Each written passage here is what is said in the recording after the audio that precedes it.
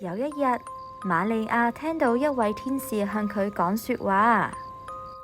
瑪利亞，你好快就為神生一個嬰孩。吓，係真嘅？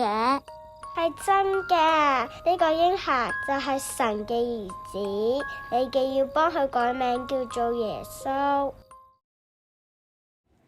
過咗幾個月之後，約瑟帶同瑪利亞回到自己嘅家鄉伯利恆。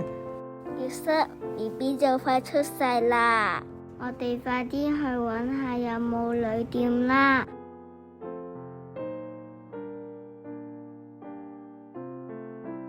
老闆，請問有冇房租啊？唔好意思，今晚旅店好多人，已經冇晒房租啦。不過我哋有一個馬槽，你哋可以喺呢度住一晚。好啊，唔該你啊。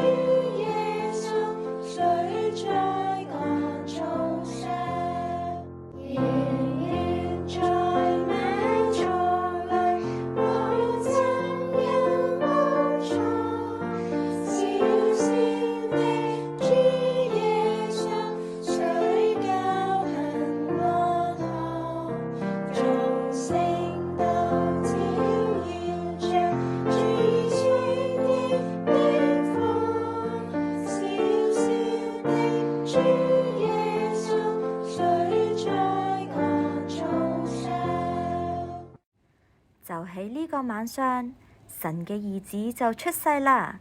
佢個名叫做耶穌。我想話俾你記知一個大喜的訊息，是關乎萬民的。因今天在大衛的城裏，為你們生了救主，就是主基督。你們要看見一個嬰孩包着布，臥在馬槽裏，那就是記號了。